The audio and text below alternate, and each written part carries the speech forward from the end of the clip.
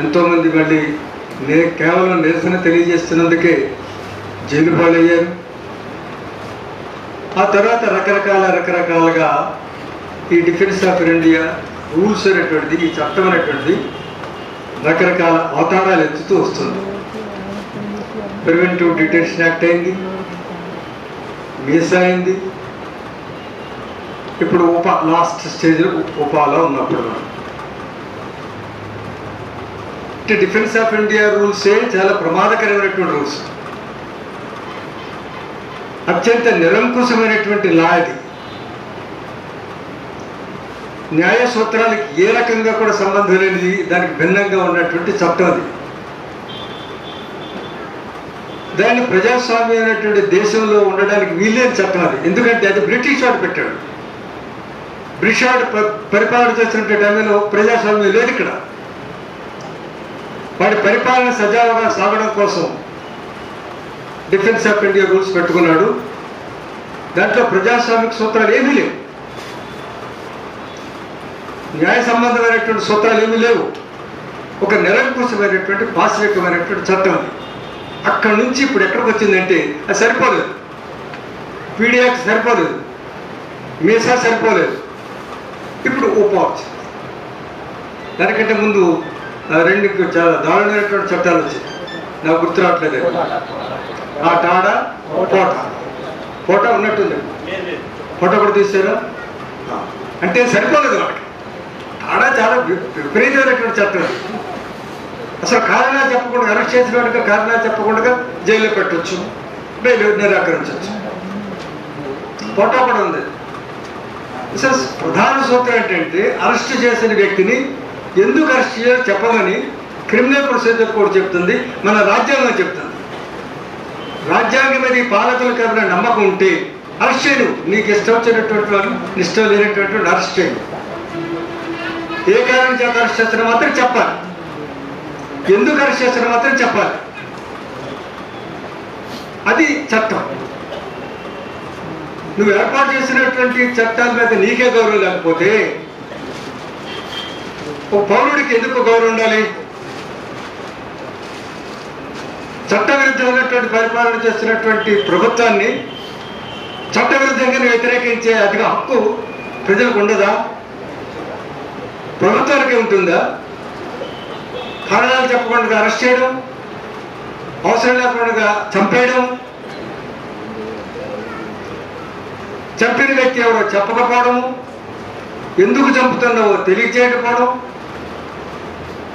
ఇది ఒక ప్రభుత్వం బాధ్యత కాదు.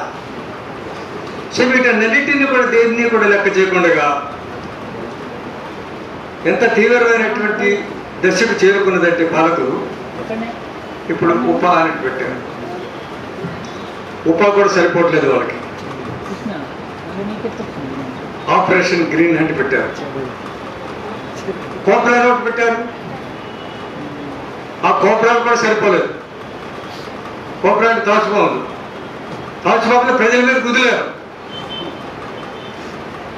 ఆ తాచుబాబులో కొరికే చంపిన వాళ్ళు చంపే ప్రజల్ని. వాళ్ళు ఎవరు చంపుతున్నారు, ఎందుకు చంపుతున్నారు, ఎందుకు చెప్పట్లేదంటే వాళ్ళు చంపుతున్నది నిజంగా మావోయిస్టులా, మావోయిస్టులు చంపొచ్చా, లేకపోతే ఎందుకు చంపుతున్నారు అనేటువంటి కారణం తెలియదు. చెప్పడానికి వీలు లేదు కాబట్టి వాళ్ళు చేస్తున్నటువంటి తప్పు పని కాబట్టి దాన్ని కవర్ చేసుకోవడానికి వాళ్ళు ఈ రకమైనటువంటి పనులు చేస్తున్నారు. దీనిని మనము నిరసించాలి, వ్యతిరేకించాలి. మామూలుగా రాజ్యాంగ సూత్ర ప్రకారంగా అరెస్ట్ చేసినటువంటి వ్యక్తిని కొత్తగా చట్టం కూడా సిఆర్పిసిలో మార్పు చేసుకొచ్చారు. అరెస్ట్ చేయడానికి వెళ్ళినటువంటి వ్యక్తి అతను ఇక్కడ బిళ్ళ పెట్టుకుని ఉండేవాడు, నేమ్ ప్లేట్ అది పెట్టుకుని వెళ్ళాలి. సివిల్ డ్రెస్లో వెళ్ళడానికి వీల్లేదు. సివిల్ డ్రెస్లో వెళ్ళినా కూడా తన పేరు అక్కడ ఉండాలి. తన పేరు ఉన్న తర్వాత తను ఎందుకు వచ్చి అరెస్ట్ చేస్తున్నాడో కారణాలు చెప్పాలి. బంధువులకి కారణాలు చెప్పి ఈ కారణం మీద ఈ చట్టం కింద నిన్ను అరెస్ట్ చేస్తున్నాడని చెప్పాలి. ఇది సిఆర్పిసిలో ఉన్నట్టు. సూత్రం అది, న్యాయ సూత్రం అది. నువ్వు అది లేదు, అరెస్ట్ చేయి. కానీ నువ్వు ఎందుకు అరెస్ట్ చేస్తున్నావు చెప్పు, అది కూడా తప్పనా? ఎందుకు అరెస్ట్ చేస్తున్నావు అంటే కారణం చెప్పాలంటే కానీ కొడుతున్నారు. సాయిబాబా లేటెస్ట్ ఉదాహరణ. ఆయన సరే మీకు అందరికీ తెలిసిందే, హ్యాండిక్యాప్డ్, ఫిజికల్లీ హ్యాండిక్యాప్డ్. నిలబడలేడు, మరొక వ్యక్తి సహకారం లేకుండా ఆయన ఏ పని చేసుకోలేడు. ఏ పని, ఒక మనిషి చేసుకోవాల్సినటువంటి పనుల్లో ఏ పని కూడా ఆయన ఇంకొక మనిషి సహకారం లేదే చేసుకోలేడు. ఆయన అరెస్ట్ చేస్తారా? ఎందుకు అరెస్ట్ చేశారు చెప్పాలి కదా. అయితే ఆయన ఫిజికల్లీ హ్యాండిక్యాప్డ్ అయితే దుర్మార్గ పనులు చేయొచ్చా, చట్ట వ్యతిరేక పనులు చేయొచ్చా, ఆయన ప్రశ్నించవచ్చు. కానీ ఇద్దరు చెప్పాలి కదా, ఎందుకు అరెస్ట్ చేస్తున్నావు, ఎవరు అరెస్ట్ చేస్తున్నారు, ఎక్కడికి తీసుకెళ్తున్నారు, ఏ నేరం చేసి పట్టుకున్నారు అనేటువంటి ప్రాథమికమైనటువంటి సమాచారం కూడా ఇవ్వకుండా ఎత్తుకెళ్ళిపోయేటువంటి ఒక మనిషి సహకారం లేకుండా బ్రతకలేనటువంటి ఒక వ్యక్తిని మీరు సాలిటరీ సెల్లో పడేశారట. దానికి ఏంది ఈ దేశం ఏ రకమైనటువంటి దేశం అనుకుంటుంది? ఇది ప్రజాస్వామ్యం. పెద్ద జాతర జరిగింది, పెద్ద ప్రజాస్వామ్య జాతర. రేపు జాతరలో ఆ బొమ్మలన్నీ మనకు కనిపిస్తాయి. 16వ తారీఖు ఆ బొమ్మలన్నీ వస్తాయి, ఆ బొమ్మలన్నీ కనిపిస్తాయి. మరి మీరు ఈ జాతర చేసుకుంటూ మరి ఈ జాతర కోసం మీకు ప్రజాస్వామ్యం అవసరం అనుకుంటున్నారు. ఓటు సిస్టమ్ పెట్టారు, ఓట్లు వేయించుకున్నారు, సరే నెగ్గుతారు. కానీ అదే ప్రజాస్వామిక సూత్రం మరొకటి ఉంది. ఒక మనిషి ప్రాణం చట్టంలో చెప్పిన విధంగా కాకుండా మరొక విధంగా తీయడానికి వీల్లేదని చెప్తుంది. ప్రాణ సంగతి తర్వాత అరెస్ట్ చేసిన వ్యక్తిని ఎందుకు అరెస్ట్ చేస్తున్నారో చెప్పకుండా అరెస్ట్ చేయడానికి వీల్లేదని చట్టం ఉంది. సాయిబాబుకి అది రెండు లేవు. సాయిబాబు ఎవరు? ఒక ప్రొఫెసర్. ఒక ప్రొఫెసర్ అయితే మావోయిస్టులతో సంబంధాలు ఉంటే ఉన్నాయో అనుకుందాం, పలు కాసేపు ఉన్నాయో లేవో పోలీసులు చెప్పాలి. ఈ సంబంధాల వలన, ఈ మావోయిస్ట్ పార్టీతో నీకు ఈ సంబంధాలు ఉన్న వలన, ఈ సంబంధాలతోటి ఫలానా పనిచేసినందువలన నిన్ను అరెస్ట్ చేశానని చెప్పాలి. వాళ్ళ దగ్గర ఏమీ లేదు, ఆధారం లేదు, నిరాధారంగా తను అరెస్ట్ చేశారు. అరెస్ట్ చేసినప్పుడు ఏం కారణం చెప్తారు? కారణం అడుగుతారు. కానీ కారణం అల్లడానికి వీల్లేదు. ముందే అరెస్ట్ చేసిన వెంటనే కారణం చెప్పలేదు. దీనిని మనము ప్రజాస్వామ్యవాదులు అనుకుంటారు. మనం పెద్ద ఎత్తున నిరసన తెలియజేయాలి. అంటే మరి ఈ దేశం ఏమవుతుంది? మావోయిస్టులను అనుకున్న వాళ్ళని రకరకాల చట్టాలతో తీసుకొచ్చి అణిచివేయడానికి ప్రయత్నం చేస్తారు. మావోయిస్ట్ అయినా, నక్సలైట్ అయినా, లేకపోతే బీజేపీ అయినా సరే అరెస్ట్ చేయాల్సిన అవసరం వస్తే, కాల్చి చంపేయాల్సిన అవసరం వస్తే చట్ట ప్రకారంగా కాల్చి చంపాలి తప్ప, చట్టంలో చెప్పిన విధంగా అరెస్ట్ చేయాలి తప్ప మరొక విధంగా చేయడానికి వీలేదు. అతను నక్సలైట్ కానివ్వండి, మావోయిస్ట్ కానివ్వండి, దానికంటే ఇంకా పెద్దవాడు ఎవరైనా రేపు వస్తే అతనైనా సరే దీన్ని ఏది పట్టించుకోకుండా చేయడం అనేటువంటి దాన్ని మనం తీవ్రంగా నిరసించాలి. ఈ రోజున సాయిబాబాను అరెస్ట్ చేస్తారు, రేపు ఇంకొకరిని అరెస్ట్ చేస్తారు, రేపు ఇంకొకరిని అరెస్ట్ చేస్తారు. రాబోతున్నటువంటి సంకేతాలు చూస్తే మరీ ప్రమాదకరమైనటువంటి వ్యక్తులు వస్తున్నారు. ఆ ప్రమాదకరమైనటువంటి వ్యక్తులు ఏం చేస్తారో మనం ఊహించలేము. సాధు జంతువులని చెప్పుకుంటున్నటువంటి వాళ్ళే వీళ్ళే నాగుపాముల పేరు పెట్టుకుని, ఇంకో పేరు పెట్టుకుని వచ్చి ప్రజలు చంపేస్తున్నారే. మరి రేపు సాధు జంతువు డ్రెస్ తీసేసి ఉంటుంది, కాషాయం అయితే ఉంటుంది, కానీ కాషాయం కింద ఏముంటుందో మనకు తెలియదు. పైకి కాషాయ రంగులో ఉంటుంది, కింద బనీలు ఏముంటుందో మనకు తెలియదు. కాబట్టి మనము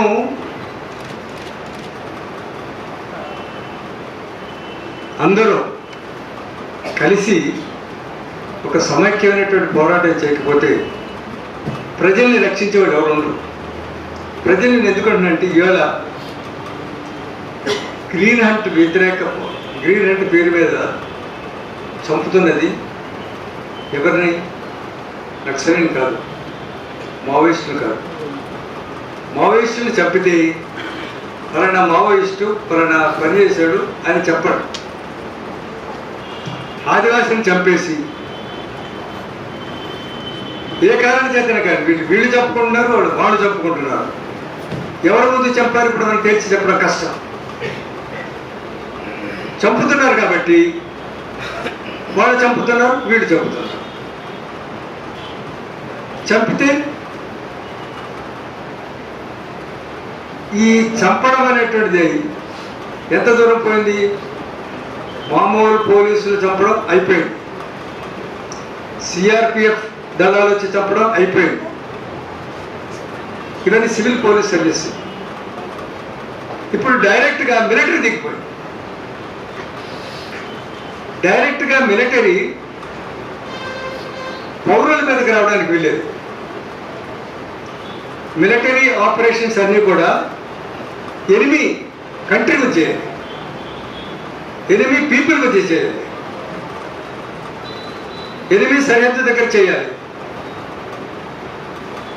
కానీ ఇవాళ మిలిటరీ ఆపరేషన్స్ ఎక్కడున్నాయి? ఇవాళ మిలిటరీ పేరు మీద ఆదివాసీల మీద దండయాత్ర చేస్తున్నారు, చంపుతున్నారు. ఒక స్వతంత్ర భారతదేశంలో, ఒక డెమోక్రటిక్ కంట్రీలో మిలిటరీ ఇండియన్ సిటిజన్స్ని చంపే హక్కు ఉందా మిలిటరీకి? ఏమైనా కానీ ముందు ఆ క్వశ్చన్కి ఆన్సర్ చేయాలి. ఇండియన్ సిటిజన్ అంటే మావోయిస్ట్ వేళ మావోయిస్టులు చంపుతున్నారు. మావోయిస్ట్ ఇండియన్ సిటిజనా కాదా తేల్చాలి. మావోయిస్టుని బహిష్కరించారంతే, ఆ పార్టీని బహిష్కరించారంతే. ఆ పార్టీని బహిష్కరించారు కానీ ఆ వ్యక్తులు బహిష్కరించలేదు, ఆ వ్యక్తులు దేశం నుంచి బహిష్కరించలేదు. బహిష్కరించినట్టు చూసుకుందాం, కానీ అతనికి ఈ దేశ పౌరుడు, ఈ దేశ పౌరుణ్ణి, ఈ దేశ స్వతంత్ర పౌరుణ్ణి అతను ఏ పని చేస్తున్నాడో తర్వాత చూద్దాం. ఈ దేశ స్వతంత్ర పౌరుణ్ణి మిలిటరీ చంపుతుందా? తుపాకులు తీసుకొని గూడెల మీద దాడి చేసి ఆ దాడికి గురవుతున్నటువంటి ఎవరో తెలియకుండా కాల్చి చంపేస్తున్నారు. మేము బాసిగూడలో లాస్ట్ 2012 బాసిగూడ 24 మంది 20 మందిలో ఆదివాసులను చంపేసినట్టు వెళ్ళాం. అందులో నేను కూడా ఉన్నాను. అక్కడ ఎవరైతే అందరూ ఆదివాసులు మామూలు వ్యక్తులు ఒక మీటింగ్ జరుగుతుంటే ఒక వెన్నెల రాత్రిలో రేపు రాబోయే ఒక పండగకి ఏ రకంగా ఏర్పాటు చేసుకోవాలని డిస్కస్ చేసుకోవడానికి ప్రజలు కూడుంటే వాళ్ళని నిర్దాక్ష్యంగా హెచ్చరిక లేకుండా చుట్టుముట్టి 4 వైపుల నుంచి వచ్చి కాల్చి చంపేశాడు. అందులో 24 మంది చనిపోయారు. అటువంటి ఎన్నో జరుగుతున్నాయి. లేటెస్ట్గా వస్తారు న్యూస్ వస్తూనే ఉన్నారు. అది చెప్పి దిక్కులేదు. ఎందుకు చంపావు, ఎవరైనా చెప్పాలి, తర్వాతనే చెప్పాలి కదా. ఆ బంధువులకు చెప్పాలి కదా. బంధువులకు చెప్పాల్సినటువంటి బాధ్యత, శవాన్ని అప్పగించవలసిన బాధ్యత కాల్చిన వాడుకుంటారు, చంపిన వాడుకుంటుంది. చంపేసి వెళ్ళిపోవడానికి లేదు. నా దగ్గర తుపాకు ఉన్నది కదా, నేను మిలిటరీ డ్రెస్లో ఉన్నాను, నేను కాల్చి చంపుతాను, అవి వచ్చి ఎదుగో పలానా చోటు శవం పడుంది వెళ్ళి తెచ్చుకో అనే హక్కు మిలిటరీ కూడా లేదు.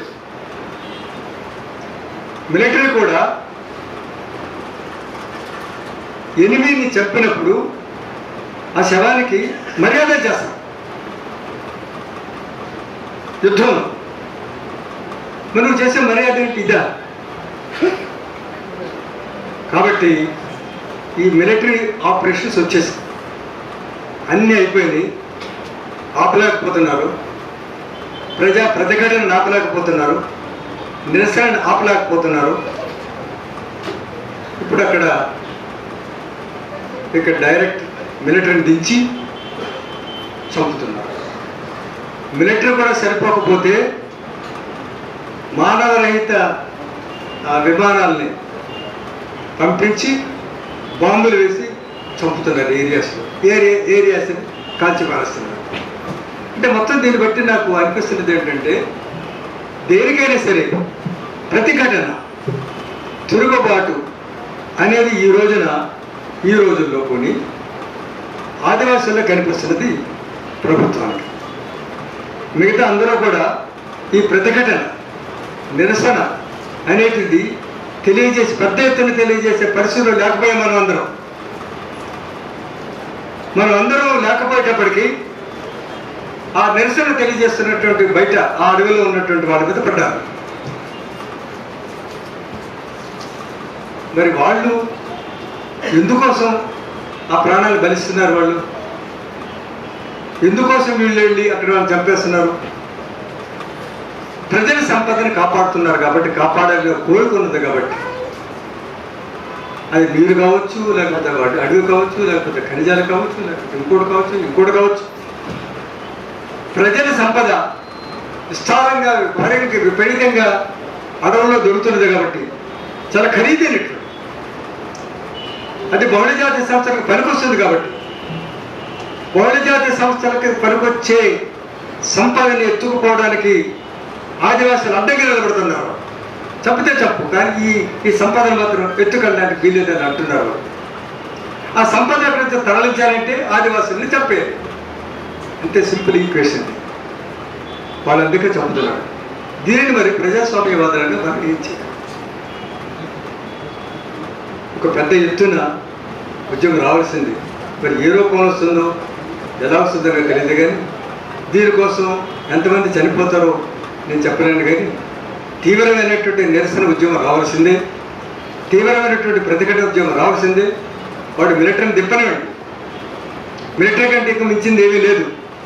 మానవరహిత విమానం వస్తుంది. మానవరహిత విమానం కూడా కానీ ఏదైతే టార్గెట్లో ఇక్కడ కింద మావోయిస్టులు ఉన్నారు అని ఆ విమానానికి చెప్పి డైరెక్షన్ ఇచ్చి పంపించి బాంబులిచ్చి పంపించి వేసినా మనుషులు దొరకట్లేదు. అక్కడ ఆదివాసులను చంపలేకపోతున్నారు. మరి ఆదివాసులు చెట్లే కాపాడుతున్నాయో, ఆకులే కాపాడుతున్నాయో, లేకపోతే నదులే కాపాడుతున్నాయో, ఏ శక్తులు ఆదివాసులను కాపాడుతున్నాయో చెప్పలేం. కానీ ఈ మిలిటరీ మానవరహిత బాంబులు ఏవి కూడా వాళ్ళని చంపలేకపోతున్నారు. ఇది గ్రహిస్తున్నారు. ఇది ఒక రకంగా నేను అనుకోవడం ఏంటంటే fourth phase of fight between people and military. ఆఖరి దశకు వచ్చాము. మిలిటరీకి మించింది లేదన్నాడు. ఆఖరి దశకు పోరాటం జరుగుతుంది ప్రజలకు మిలిటరీకి. అయితే వాళ్ళు ఏమిటంటే మనలాంటి వాళ్ళకి, నగరాల్లో ఉండే వాళ్ళకి, పట్టణాల్లో ఉండే వాళ్ళకి ఏంటంటే ఆదివాసులను చంపుతున్నాం, మీకెందుకు మిమ్మల్ని చంపట్లేదు కదా అంటే ఆదివాసులు ఈ దేశ పౌరులు కాదా? ఆదివాసులు ఇది మనుషులు కాదా? కాదు. అయితే వాళ్ళు సెపరేట్గా వాళ్ళని వీళ్ళ మనుషులు కాదనో లేకపోతే ఏమిటో 5th షెడ్యూల్ పెట్టారు. వాళ్ళు కొన్ని రక్షణ కల్పించడానికి కోసం షెడ్యూల్లో పెడితే వాళ్ళ సంస్కృతిని, వాళ్ళ భాషని, వాళ్ళ జీవన విధానాన్ని కాపాడడం కోసం రాజ్యాంగంలో ఒక షెడ్యూల్లో పెట్టి వాళ్ళకి భద్రత కల్పిస్తే, రక్షణ కల్పిస్తే, దానిని ఈనాటి ప్రభుత్వం ఏం చేస్తుందంటే ఆ భద్రత కల్పించాల్సిన బదులు, రక్షణ కల్పించాల్సిన బదులు చంపి పారేస్తుంది. జంగిల్ క్లియర్ చేస్తున్నారు. ఆదివాసులు క్లియర్ చేస్తే ఈ గౌరవం మనం అడ్డుకునేవాళ్ళు లేరు, మన సంపదనంతా తరలించిపోతున్నట్టు. కాబట్టి ఇది తీవ్రమైనటువంటి పరిస్థితులు ఇవాళ మనం ఉన్నాం. ఇంకా తీవ్రమైనటువంటి పరిస్థితులు వస్తాయి. కానీ నాకు ఒక ఆశ ఉన్నది ఏమిటంటే 1950 కంటే ముందు ఉన్నటువంటి క్రూరమైనటువంటి చట్టాలు ఏవి కూడా ఆ తర్వాత స్వతంత్రం వచ్చిన తర్వాత వచ్చినటువంటి కఠినమైనటువంటి చట్టాలు, జైళ్ళు కూడా ప్రజా ఉద్యమాల్ని, ప్రజల్ని ఎన్ని వేల మందిని చంపినా వస్తూనే ఉన్నారు.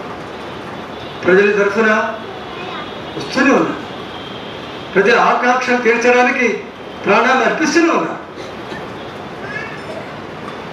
అందుకని చెప్తాను, నేను ఆఖరి దశలో ఉన్నది చెప్తాను. ఇది సమయం. యుద్ధం చేస్తున్నటువంటి వాళ్ళని కాపాడాల్సినటువంటి అవసరం నాకు ఉంది. అక్కడ యుద్ధం చేస్తున్నటువంటి వాళ్ళని కాపాడుతూ ఆ ప్రక్రియలో ప్రజల్ని, ముఖ్యంగా ఆదివాసీలను కాపాడాల్సిన బాధ్యత మన మీద ఉన్నది. కాబట్టి ఆ బాధ్యతను నెరవేర్చడం కోసం మనం అందరం కూడా సిద్ధం కావాలని సమాయత్తం కావాలని ఈ కమిటీ తరఫు నుంచి నేను కోరుతూ అందరి దగ్గర సెలవు తీసుకుంటాను.